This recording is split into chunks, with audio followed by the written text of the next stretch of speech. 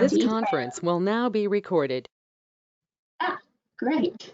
That was my cue to let everyone know that this session today is being recorded. These sessions are being recorded and made available through the ACRM website. So after today, we really want to encourage you all to continue to advertise this great session and let your colleagues and others that you're working with know that it's available there. Since we're all working online, if possible, I would like to ask all attendees to keep your phones and microphones muted during the presentation and your cameras turned off, just to help us save the bandwidth and minimize any connection issues that we might have. We do expect that we'll have about 20 minutes at the end of the session today for question and answers, and we can use that time then. If you have questions, please type them in the chat box, and Patricia and I will monitor the chat box and can announce the questions at the end when we have the dedicated Q&A session. I think that's all of the housekeeping items for today. So with that, I would like to introduce our speaker, Dr. Lin. Dr. Cindy Lin is a clinical associate professor of sports and spine medicine in the Department of Rehabilitation Medicine at the University of Washington Medical Center in Seattle. She serves as Associate Director of Clinical Innovation for the Sports Institute at UW Medicine. She's the Associate Editor of Physical Medicine and Rehabilitation Journal and an Exercise is Medicine Clinical Practice Committee for the American College of Sports Medicine. Dr. Lin has been involved in national and international sporting event medical coverage and has published many journal articles and book chapters on sports medicine. Her research interests around clinical innovations focus on exercise promotion, sports injury prevention, women's and youth sports medicine, and motion and gait analysis. Thank you very much, Dr. Lin, and welcome. And with that, I will hand over to you for your great presentation. Thanks so much for the great introduction and for inviting me to be a part of this great webinar series. So today I'm going to talk about a very timely topic, which is physical activity challenges and solutions during the COVID-19 pandemic. I have no financial disclosures. So what I'm going to be covering today is I'm going to talk about the global burden of physical inactivity, and then what happens when the physical inactivity crisis meets the COVID-19 pandemic. I'm going to talk a little bit about some things that we can do in our own clinical practice in rehabilitation medicine to help support our patients in moving more, and some physical activity solutions and opportunities that we can help our patients and ourselves with during the pandemic. So physical inactivity has been called by the WHO the 4th leading risk factor for death worldwide. You can see that it ranks right up there, right after high blood pressure, tobacco use, and high blood glucose. And this is something that's present in both high, middle, and low income countries, this physical inactivity and sedentary lifestyle and the tremendous impact that has on our health. It has actually itself, physical inactivity, been described as a pandemic in The Lancet in 2012, with 1 in 10 deaths worldwide being attributable to physical inactivity. And it's been projected that over 5 million deaths globally from non-communicable diseases could be prevented if people who were physically inactive were actually sufficiently active. So if people were more active, we could prevent about 6% of heart disease, 7% of diabetes, 10% of colon cancer, and 10% of breast cancer. So you can see that activity, mobility, movement has tremendous public health implications. However, about 80% of adults actually do not meet the US physical activity guidelines for aerobic and strengthening activities. And I'll talk a little bit more about those guidelines. And you can see that there are also significant regional and geographic variations in terms of not meeting the guidelines. So you can see that this is a chart of the percentage of adults in America who don't do physical activity other than regular job over the past 30 days. And you can see that in the South, in the southern states, that prevalence is quite higher. So the most recent physical activity guidelines, at least in the United States, were updated in 2018, and it recommends at least 150 minutes a week of moderate intensity aerobic activity. So when we talk to patients about that, usually we say activity where you're breathing harder than normal, or something in which you can talk, but you can't carry on a song or a tune or sing. That's like the rate of perceived exertion scale. It also recommends muscle strengthening activities on at least 2 days a week. And generally the guidelines, the most updated version has moved towards this concept of move more, sit less, and some activity is better than none. So it's become really more inclusive over the years. Previously, it was very much like, oh, you have to do 30 minutes of moderate intensity exercise 5 days a week. And now it's more like, you know, if just do as much as you can, move as much as you can. And we look at the guidelines for older adults, they do recommend the foundational adult guidelines, which I just went over, plus added recommendation for balance training and the statement that chronic conditions, those with chronic conditions should affect how their conditions affect their ability to participate in physical activity. So for instance, if they have diabetes, if that needs to be taken into account in terms of their medication timing and dosing for activity. And then older adults should be as physically active as their abilities allow. So before I get too deep into this topic, I wanted to stop for a moment and just talk about some definitions, because I think in the lay public, they kind of, we throw around these words physical activity and exercise pretty interchangeably, but they are different. And so physical activity is any bodily movement produced by skeletal muscles that results in energy expenditure. So that encompasses a wider range of activities. So that could be like gardening, or for some people, or it could be, you know, mowing the lawn. Exercise is a subcategory of physical activity. It's planned, it's structured, it's repetitive, and it has a purpose and a goal. And that goal is usually improving or maintaining fitness.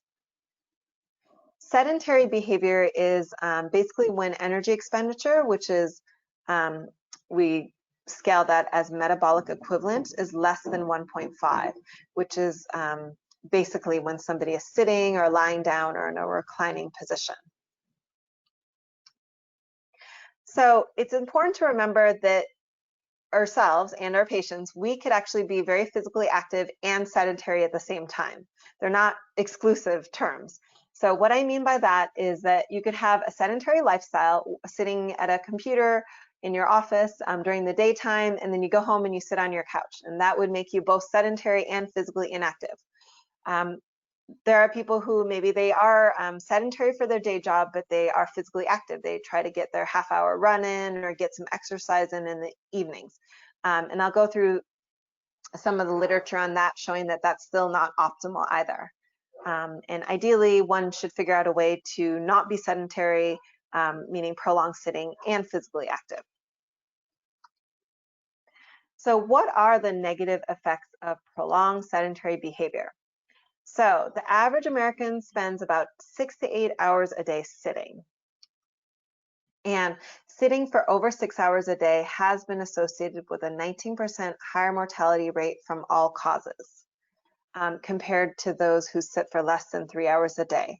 There's also been some studies that have shown that if you're sitting prolonged due to TV watching, that itself has negative effects beyond this too. So meaning that something about TV watching, which, you know, authors have speculated, is it because people are snacking more when they're watching TV, so they're also consuming calories? That also has independent negative effect too on our health. There's also been studies that have found that to outweigh the effects of prolonged sitting, so if you're sitting for longer than 6 hours, you would actually have to exercise at moderate intensity approximately 60 minutes or more a day to sort of try to offset the negative effect of prolonged sitting. We also know that people who self-report as physically inactive also tend to be those with chronic medical conditions. So physical inactivity has been associated also, as you can see in this chart, this is basically by age group, and the y-axis is percentage physically inactive, that it's higher in those with chronic medical conditions. And we've seen the impact of that in the COVID pandemic. Inactivity self-reported rates are also higher amongst women than in men, and among minority groups such as Hispanics, Blacks, American Indians, and Alaskan Natives compared to Caucasians. We also see that physical inactivity is associated with increased age, as well as increased BMI and lower educational levels. So there are significant disparities in physical activity patterns. Low socioeconomic status has also been associated with higher rates of physical inactivity, with those who have an annual income of less than $25,000 a year being significantly more inactive compared to those who have a higher income level. We also know that inactivity is related to chronic disease burden in adults with disabilities. So nearly half of adults with disabilities report getting no aerobic physical activity, and they are also 50% more likely to report at least one chronic medical condition than active adults with disabilities. So it's very important for the populations that we care for in rehab medicine to make sure that we are supporting patients and offering them some solutions to activity barriers. So that's the background of physical inactivity, and all of that was pre-COVID. So everything I'm presenting is data that we already knew where we stood nationally, internationally with the physical inactivity crisis. So what happens when the physical inactivity crisis meets the pandemic? Well, this is where we stand right now. So there's been over 13 million cases of COVID worldwide, with over 500,000 deaths. In the United States alone, you can see that the caseload is also accelerating. And we do know that since the pandemic began, physical activity patterns have changed globally, have changed in the United States, and that's been published on in several studies.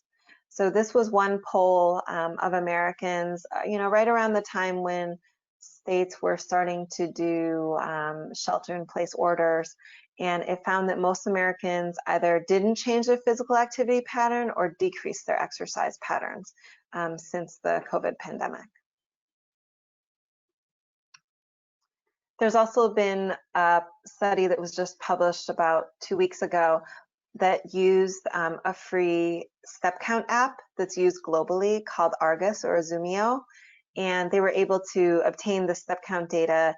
And you can see in this graph, which basically charts different countries with little diamonds where regional orders to lock down or to shelter at home were started, the impact of that on step count in those countries, and how that's sort of resumed as some countries have opened up more. So there are, as you can see, wide regional variations in terms of step count. And within 10 days of pandemic declaration, there was about a 5.5 decrease in mean step counts, and within 30 days, there was about a 27% decrease in mean step counts. So in terms of step count, that is a combination of both how physically active people are, so whether it was exercise that they were intending on, or also just day-to-day activities such as commuting to work, using public transportation, going to grocery stores, and all these other activities of life that people are doing less of during the pandemic. There's also some research, this was done by an online survey, so not anything published, but what they found is that when they surveyed gym members in the United States, about 47% reported that they don't plan on restarting their gym membership after this. Certainly this is a skewed population because the average household income of gym members is $75,000 a year, but it does kind of show how this may have a lasting impact on how people exercise and where people exercise. So this was a study published in Progressive Cardiovascular Diseases. Sorry, it wasn't a study, it's a commentary. And it was kind of a neat, I like the title. So it was A Tale of Two Pandemics. How will COVID-19 and global trends in physical inactivity and sedentary behavior affect one another? And the author's concern, and certainly our concern too, I'm somebody who does research in physical activity patterns too, is that we're going to have this whole population of people who are becoming more physically inactive than they already were at baseline. That can potentially lead to deconditioning, more so in certain populations, which can increase the effect of their pre-existing chronic disease or set them up for risk of chronic disease, reduce their functional capacity, and this can lead to this cycle of inactivity. So it's very important that those of us who are caring for patients are doing what we can to address that. We also see the overwhelming importance of addressing these underlying chronic medical conditions, many of which physical activity is an important part of the management and prevention of. And so what we've seen is that in the United States, about 90% of patients hospitalized in March had underlying chronic medical conditions. Certainly having hypertension, obesity, lung disease, diabetes, cardiovascular disease was associated with increased rate of hospitalizations and morbidity and mortality. We also know that it affects age groups differently. So more than 80% of deaths, this is CDC data, have occurred in people over the age of 65, and that there are age differences in terms of hospitalization rate, ICU admissions, and case fatality rate. So individuals with COVID-19 are more likely to be hospitalized and have poor outcomes if they have pre-existing chronic medical conditions. And so this article that I mentioned, The Tale of Two Pandemics, said that, well, if we can actually address this prevalence and severity of chronic medical conditions through healthier lifestyles, it's really important that we talk about nutrition and exercise, decreasing stress levels, that mortality, morbidity associated with pandemics could potentially be lessened. So in terms of talking about what the specific effect is of exercise on boosting our immune system, so talking about, can this actually decrease our risk of either contracting a respiratory infection or our outcome in terms of recovery from COVID if we were to get COVID? We have to look a bit at the existing literature on exercise in relation to the immune response in upper respiratory tract infections. So looking at the foundational literature on exercise immunology, there's data that regular physical activity and frequent exercise enhance immunocompetency and regulation over the lifespan. And there have been studies who have talked about this J-shaped relationship between exercise and the risk of upper respiratory tract infections. So basically stating that moderate intensity exercise, so meaning less than 60 minutes duration, is associated with a 40 to 50% lower risk of URTIs. And they actually saw in some studies with heavy exertion, there's actually an increased risk of upper respiratory tract infections. This has actually been called in the exercise immunology literature the open window hypothesis. This concept, sort of when I talk about that upslope of the J curve, that the immune system might be compromised in the hours after vigorous exercise and might increase the risk of opportunistic infections. But I mentioned this with the caveat that there's been a lot of controversy in the literature over this open window hypothesis, so I wouldn't really, it's not so straightforward. Some of the original studies were done on marathon athletes. They were in very heavy training and they had a higher incidence of URTIs after the competitions, but it's important that that does not necessarily reflect the average population. These athletes were participating in mass participation events, obviously exposed to a lot of people while they were running and competing. They were traveling, they had sleep disruption, and so it's a little bit of question still about the effect of vigorous exercise on immune response. And actually, I put an article at the bottom of this, which goes into the details of exercise-induced immunosuppression, and these authors are talking about debunking that myth. And so just want to make sure that you know that it's still very controversial, this hypothesis that vigorous exercise can in some way temporarily impair the immune system. So let's talk about, there aren't really any studies yet published looking at COVID-19 and whether or not exercise can prevent people from getting COVID-19 or improve their outcomes specifically, but there was a published study looking at influenza-associated mortality in Hong Kong, and this was back to the 1998 Hong Kong flu outbreak. And they did a retrospective study, and what they found is that those who engage in what they call mild to moderate exercise, meaning exercise 1 time a month to 3 times a week, had a lower odds ratio of influenza-associated mortality compared to those who basically didn't exercise, meaning exercise less than once a month. Those who exercise more than 4 times a month had similar mortality and excess risk of mortality as those who exercise less than once a month. So what they postulated was this U-shaped dose response pattern, that sort of exercising moderately is optimal. But this study, again, had quite a few limitations, although it is one of the few that's published looking at this topic specifically, which is that they relied on the recall of relatives who knew the individual who died of the flu. So it was reported through a family member, and it wasn't their physical activity pattern at the time of their death. They asked about their physical activity pattern 10 years prior to their death to kind of get a baseline. So again, it is a limited study, but it again suggests that moderate exercise might have some kind of protective effect. So how about physical activity in our patients who already have a COVID-19 diagnosis? So certainly there's been some concern over a hypercoagulable state seen in COVID-19, and that's been associated with venous arterial thrombotic complications. For these patients who are quarantining at home, there's concern that thrombotic complications and pneumonia and ARDS might be influenced by bed rest, and particularly because we're advising people to really quarantine from their family members to try not to transmit it. Oftentimes people with COVID are kind of stuck in their own bedroom during that time, and they may have very restricted mobility. So what exercises can patients do if they're at home quarantining and recovering from COVID? Patients should be sitting up and moving about their room or their home if they can, and as tolerated based on their symptoms. Strict bed rest is generally not advised unless there's a medical indication for that.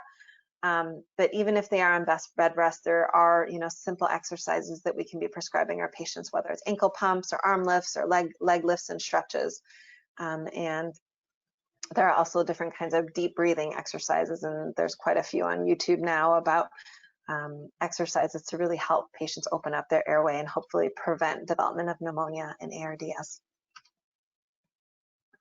So it's really important, we've talked a lot about flattening the curve. I think somewhere we're still in the first wave, at least in the United States, with the immediate mortality and morbidity of the COVID pandemic, which has not been well controlled.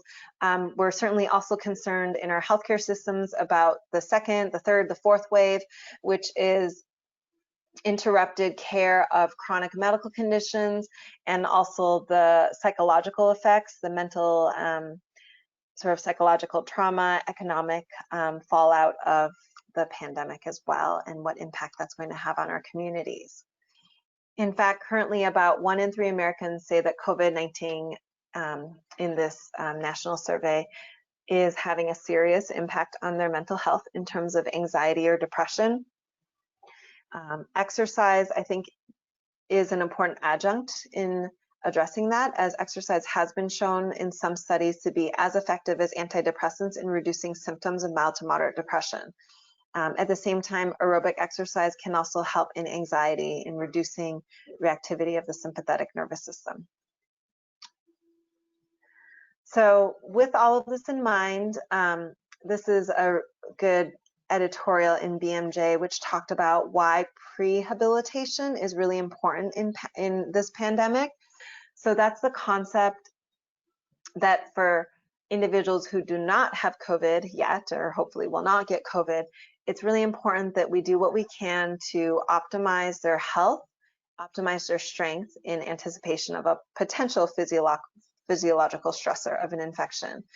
And that the literature has shown that people who have pre-existing medical comorbidities or at baseline are medically frail actually stand to gain the most from increasing their functional reserve. So in geriatric populations, exercise in older adults can positively improve frailty, sarcopenia or dynapenia, fall risk, improve their self-esteem, and help address cognitive decline. And it's just so important for older adults to figure out ways and support them in maintaining their physiological function and reserve so they can help fight off the consequences of COVID-19 if they were to get infected. So next I'm going to talk a little bit about what are some strategies that we can use in our own clinical practices to help our patients to stay active during the pandemic. And this is actually a study that I was helped co-author a few years ago. It was a survey of rehabilitation medicine physicians across the United States. And while almost all physicians, 97%, said that physical activity was very important or important for patients with chronic pain, spinal cord injury, brain injury, or stroke, about 70% of physicians reported asking their patients about physical activity. So again, these are rehab medicine physicians.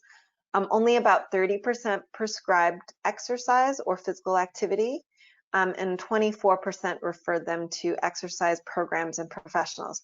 So there's sort of this disparity in that rehab physicians, we recognize that physical activity is very important and we're talking to patients about it, but we may not be all taking the next step, which is helping to give them a physical activity prescription or referral. Some of the most common barriers cited, again, this was a study done pre-COVID, which is that number one barrier is that patients lack interest or attitude, or their attitude towards exercise is a limiting factor, or that they have physical limitations. Again, a lot of our patients that we may work with in rehab medicine have physical limitations, and I think that takes a lot of being creative on our part in working with them to figure out how they can stay active. Not enough time during the clinic visit, feeling that our efforts may not lead to behavior change, or lack of knowledge of resources to refer our patients to. So I think it's important that we address our own beliefs and knowledge gaps about the role of exercise and physical activity in persons with disabilities. And there was this qualitative interview survey of patients with spinal cord injury. And out of this qualitative survey, the individuals reported that they felt like their physical abilities were being underestimated, even by health and rehabilitation professionals. You know, there were a few stories cited where they were actually felt like they were being cautioned to not stay active. And I think the challenge there is that if we don't talk about exercise with our patients, sometimes they assume that it's actually not safe to do exercise, and they won't, because they don't know how it fits into their life or what they should be doing to manage their medical conditions. So this is one framework through the American College of Sports Medicine that I think is helpful for approaching this in the clinical setting. So number one is just asking patients about their physical activity levels, because I think in order to start prescribing exercise, we have to first sort of find out where our patients are currently. And then number two is counseling patients on that based on their health status and their activity level, and then providing appropriate referrals for what they can do. So it's been talked about, physical activity has been talked about as a vital sign, and this has been discussed by the American Heart Association and promoted by that. There was a New York Times article, which is what I have here, stating that aerobic fitness should be a vital sign, just like temperature, blood pressure, pulse, and breathing rate. And the reason why is that heart fitness is actually even stronger predictor of early death than many established risk factors for cardiac disease, such as smoking, hypertension, high cholesterol, and diabetes.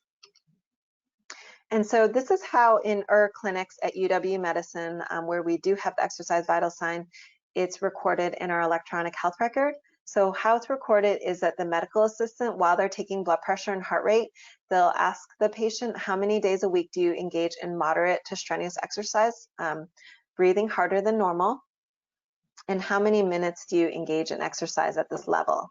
And then they record this within the Epic electronic health record. And for patients who are not exercising, it actually takes only a few seconds because the answer is 0.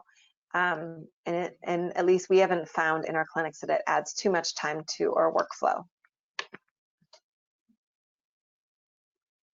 So to date, over 117,000 patient visits have had an exercise vital sign in our healthcare system. Out of the primary care patients that we did assess, about 1/4 report no exercise per week. And we also saw significant variations in self-reported exercise rates depending on their racial ethnic status. With AIANs, African Americans, and Asians exercising much less than the overall sample population. We also actually deployed the exercise vital sign in an amputee clinic, and this was published on in PM&R Journal. And this was actually a really important study for us to do because at first, when we started talking about exercise vital sign, a lot of the clinics said, well, we can't ask exercise because we take care of only a population that is physically disabled, or our patients are pregnant, or our patients are elderly. We can't exercise because it's just not appropriate. And so this really helped us to sort of dispel the myth within our healthcare system that just to try to increase people's comfort level with talking about physical activity with patients with physical impairments. So in this pilot, we asked 229 patients with limb amputee the exercise vital sign, and about 1/3 of them reported exercising over 150 minutes per week. We found that those with a prosthesis exercised more than those who don't have a prosthesis, and that female patients self-report about an hour less of exercise per week than male patients. So I think it's really important, and maybe I'm already preaching to the choir with this group because you're on this call, so you're probably very interested in exercise. But I think this is definitely something we've talked to a lot, our primary care colleagues and others, instead of thinking about it as only, what are the exercise precautions, which I think we're very good at understanding, what the precautions are for exercise and fall risk. We need to also think about, is it safe for my patient to remain sedentary, and what effect that has on their health? Because by and large, I think our patients are weighted toward a risk of too little physical activity.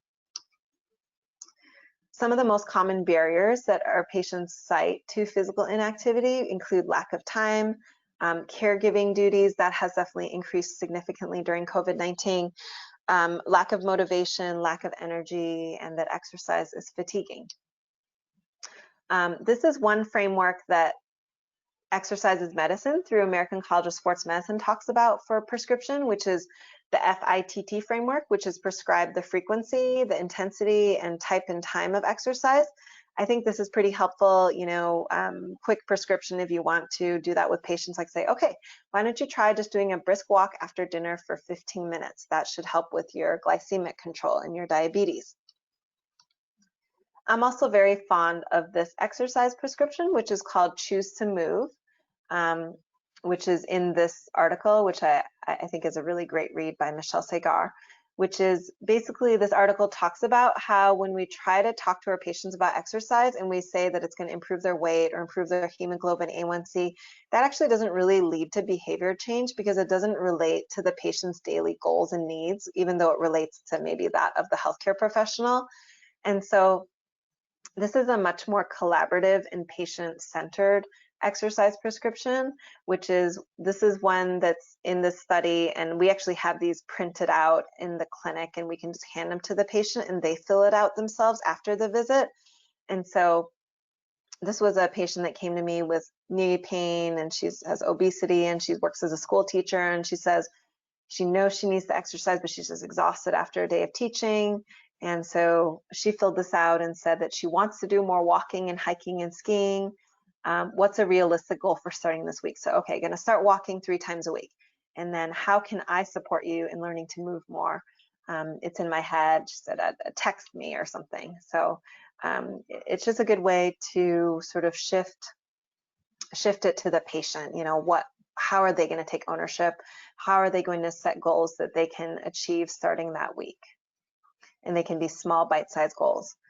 So when I think about physical activity solutions for patients, I think about a toolbox. So we just have to have as many tools in our toolbox as possible, because there's no one-size-fits-all solution for everybody. This is a really helpful resource through Exercises Medicine website on the American College of Sports Medicine. So it talks about a lot of basic questions about what do you do if you're quarantined but you don't have COVID? What do you do about returning to the gym? And so this is a very helpful one-page resource for patients too about staying active. This is a website through the Sports Institute, which I work for part-time at UW-Medicine, and it has free online apps and exercise videos that people can do from home. There's a lot of accessible exercise videos on YouTube. So you've probably seen Sit and Be Fit. These are, you know, just free online exercise videos people can do from a chair in their own living room. And these are some other resources that are helpful with online exercise videos people can do from home. This book, written by one of my mentors from fellowship, Joel Press, The Couch Potato Workout, is very helpful too, because it just goes through, you know, exercises you can do with a broom, exercises you can do with water bottles in your own home. And it's also important to know that even doing small bursts of activity, such as running up the stairs, carrying groceries, mopping the house, doing yard work, it does add up. And those are being called kind of like fitness snacks now. So they're called high intensity incidental physical activity. So instead of HIIT, it's called HIPAA, but a different HIPAA. And there's some recent evidence that even if you're accruing small bouts that are 5 to 10 minutes of moderate to vigorous physical activity, it can have beneficial effects as well on the health. So not everybody needs to aim for the 30 minutes a day, which was, you know, prior physical activity guidelines from years ago. That even if you're doing no activity, if you can build in 5 to 10 minute bursts of activity, that's better than nothing. In terms of step count, certainly step count is an important way that a lot of people get their activity during the day, and 8,000 steps a day is associated with a lower all-cause mortality than taking 4,000 steps a day. There's a study that probably many of you have seen out of Imin Lee's group at Harvard that looked at 16,000 older women and found that those who took over 4,000 steps a day had a 41% chance of 41% lower mortality than those who took around 2,700 steps a day. And the mortality rates progressively improved before leveling off at about 7,000 steps per day. You may get questions from patients about, well, what do I do about returning to the gym or group exercise class? So there's some data out of South Korea that might be helpful guidance on that, as they have really good contact tracing and testing, and they were able to trace 112 persons who were infected associated with dance classes. And these were from asymptomatic fitness class instructors. Hey, Chelsea, be quiet. Sorry. There was no transmission in the yoga and Pilates classes. The transmission actually occurred in classes that were high intensity, kind of like Zumba aerobic classes. And so basically what they concluded is that, you know, where people are really breathing hard and getting sweaty and the teacher's shouting at you, it should try to be minimized during outbreaks, because it seems like being a densely populated room with intense exercise can increase risk of infection. So in terms of the consumer wearable market, certainly there's a lot of different fitness apps and trackers out there that can help you track your sitting time, your step count, run, swim. The Apple iWatch tracks wheelchair pushes as well. But the challenge with a lot of this data is, certainly I have patients who bring to me their smartphone or their step count lists, and sometimes that results in physician data overload, and patients don't really know, and doctors don't really know how to make sense of this data and how to individualize it to their medical condition.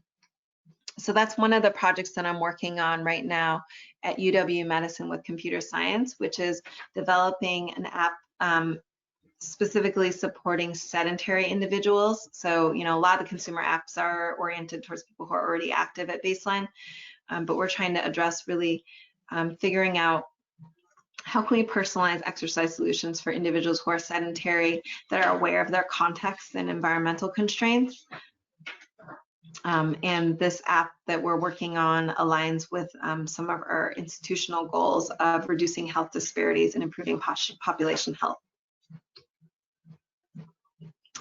So the idea for this app, or the concept of the app that we're currently developing, is that it can be used for any patient with a smartphone, so they don't need to purchase a wearable, so there won't be that cost barrier. It will ask them questions to identify their individual barriers to physical activity, whether it's time constraints or they don't live in a safe neighborhood, and offer them different options basically focused around home exercises and improving their step count, and give feedback to their physician through their electronic health record, and help give them some customized feedback on what they can do when they run into difficulties with exercise. So that's just one of the fun projects that I'm working on the side. And certainly if you have interest in this area, please feel free to reach out to me by email. So in summary, I think it's really important that we, in rehabilitation practice, we lead the way in helping ourselves, our patients, our families, and communities to stay active during the pandemic, and ensuring the message that every movement counts. There's no one-size-fits-all physical activity solution, and that's why it's really important that we figure out sort of the context of our patients' lives and figure out what they can do, and hopefully collaborate with them to find, even if it's small, simple ways they can be more active. And this is more important than ever because physical activity is so important for our immune function, our heart health, our mental health, and building our resilience during the pandemic. Here's some resources that might be helpful that have some good online exercise videos and the handout that I mentioned. And I'd like to acknowledge the team that I work with at the Sports Institute and Computer Science and Human-Centered Design and Engineering. And thank you so much to ACRM for inviting me to give this talk today.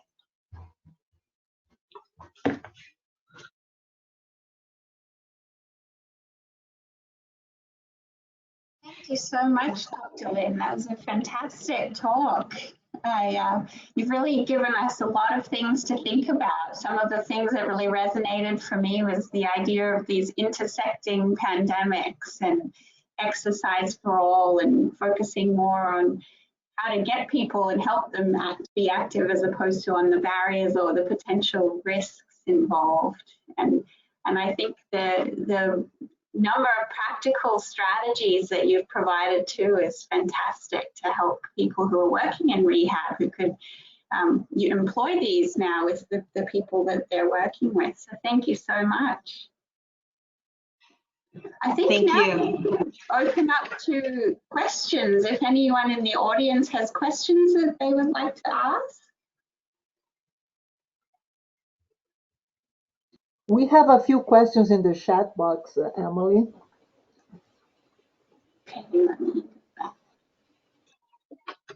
Okay, I see there's a question here from Monica Gross, which is there any data on what actually motivates people to move more, either exercise or daily activity related motion? Thanks so much for the question. Yeah, that's a really great question. I really like the article, which I mentioned. I think it was called Selling Exercise So Patients Want to Buy It, and the research of Michelle Segar. So her last name is Segar. I can find that slide again. But basically she talks a lot about sort of the science of what motivates people to exercise more. And so it was the study. And basically that a lot of the things that we care about, like improve your blood pressure, like patients, it doesn't resonate with patients. And so really connecting people with that feeling of vitality, you know, getting more out of their life, having more time with their grandchildren or kids, or feeling relaxed is what resonates with people. At least that's what they found in that research. If anybody else has thoughts on that too, I'd love to hear your thoughts as well.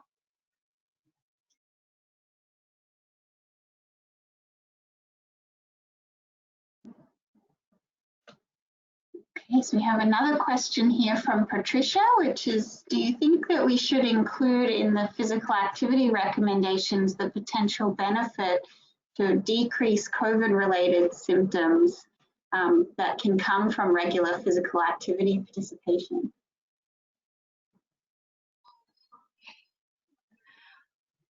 So I think like in the US physical activity guidelines, or which physical activity guidelines? Yes, US could be the World Health Organization as well. So considering the current time, how we can incorporate COVID into those guidelines, if you think it's appropriate or we need more evidence. So what would be your recommendation for our patients? So I think I have seen some studies that are trying to look at that now. Basically, so we have a study here at UW too, which is basically looking at patients who are self-quarantining at home with COVID. And there's a population who is getting prescribed teletherapy through physical therapy, where they're prescribed a series of breathing exercise and movement exercises to do from home. And then, so hopefully we'll have more data about whether or not it actually reduces their hospitalizations and their COVID symptom severity. So I think we're trying to understand that right now. I mean, in terms of, it seems like it makes sense that it should, but I think there's limited data so far. But I do think that, like for instance, Exercise is Medicine through ACSM has put out basically on this document, which is a patient information form, it talks about, you know, you should continue to exercise as long as you feel well, use symptom as a guide. So basically, if you're infected with COVID, but you're asymptomatic, you can still exercise using symptom as a guide. Thank you. We have a question from Ahmed. For long-term care residents, are there any specific recommendations for those people in terms of physical activity guidelines, particularly in that they're usually frailer than community dwelling adults or older adults?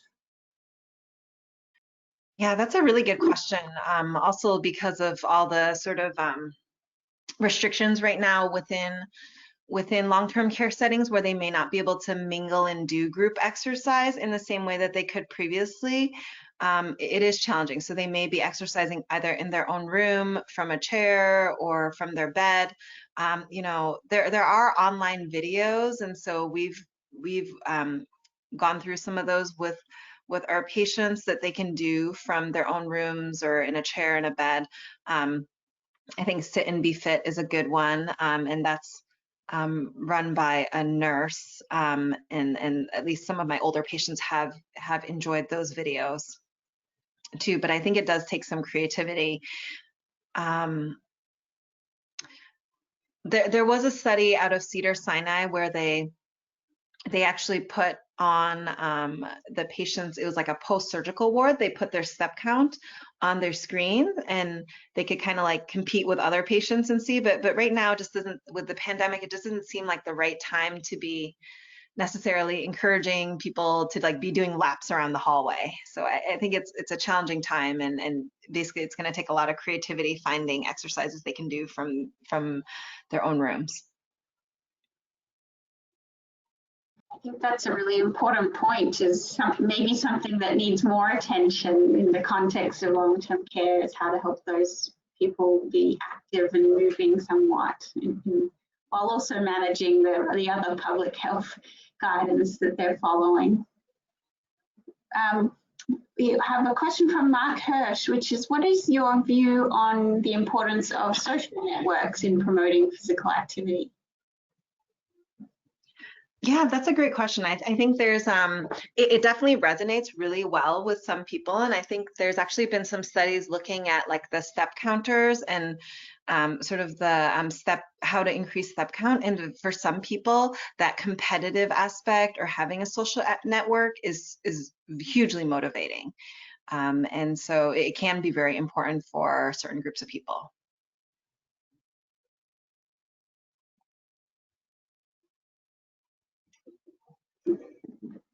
We have a comment here, I think, from Monica Gross, which is about changing the perception that movement is only exercise, or that exercise is distinct from normal ways of living and moving around in day-to-day life. For example, the perceived barrier of being at home on my chair and needing to go to exercise at a different place.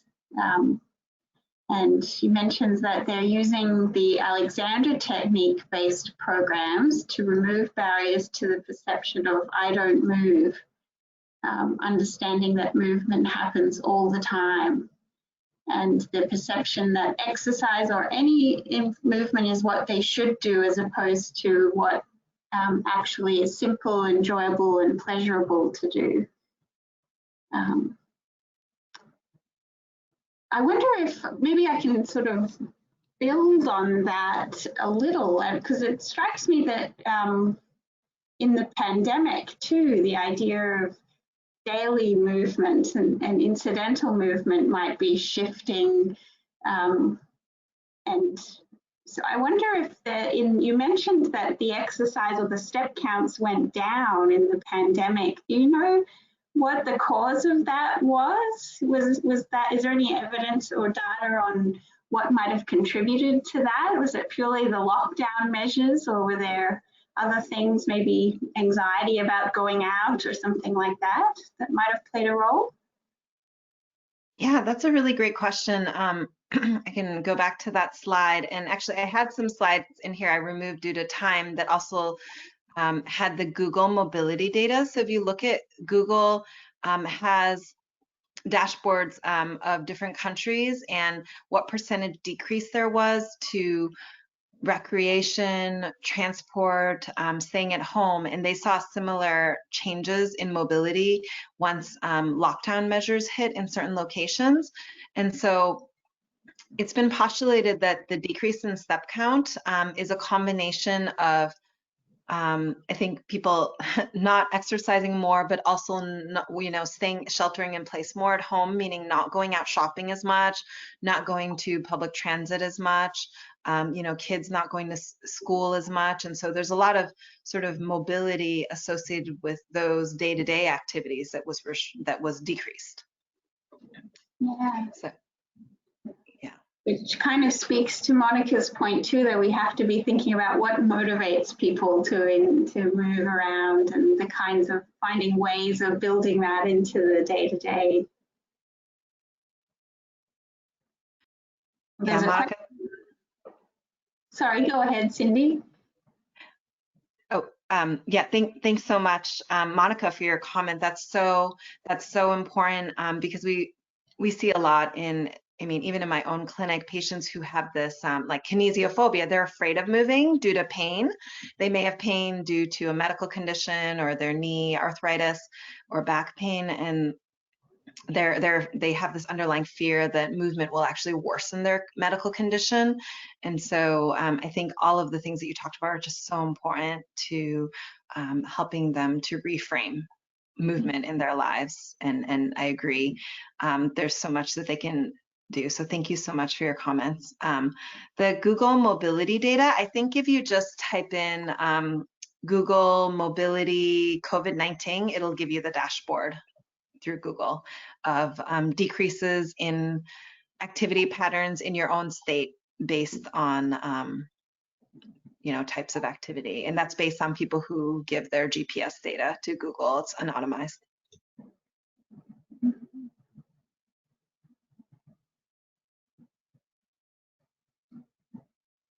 Patricia has a question. Considering Mark's comments, what type of initiatives of funding will need to take place to evaluate approaches to increase social distancing, supported social networks?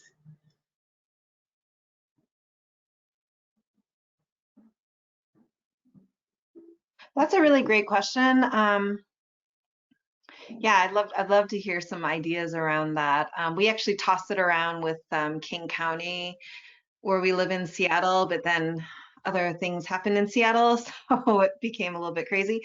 That was like about a month ago. We were talking about ways to improve physical activity, and they were talking about, oh, like, could we support local businesses by if people we gave them a step count app and they got coupons to spend at local businesses, we could kind of come up with a win-win solution. But then, everything became shifted on some other things that happened here. So it'd be great to figure out ways that we can create those sort of community social networks around physical activity during this time. I know I have friends who would usually walk together who are now walking, talking on the phone so they can still experience that social activity in some way, but that may not be suitable for everyone.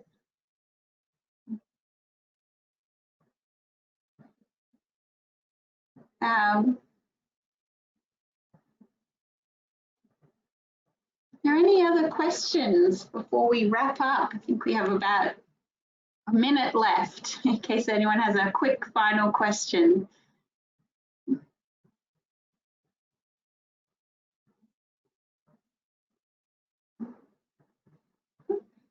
Okay, well, I want to again thank Cindy so very much for an excellent presentation and an excellent discussion here at the end. I think it's really balanced some important public health and research directions with some practical things that we can be doing to try and help everyone be more active in their day-to-day lives. So thank you so much for delivering this fantastic presentation, and to everyone for joining us today. Thank you so much for having me, and hope everybody can get a good movement break in today or now. Yes, that's a good message to leave on, if we all leave and have a quick movement break. All right. Thank you so much, everyone. And there are more of these pandemic series, and so please keep an eye on the ACRM website for more pandemic webinars that will be upcoming. Thanks, everyone. Thank you, everyone. This conference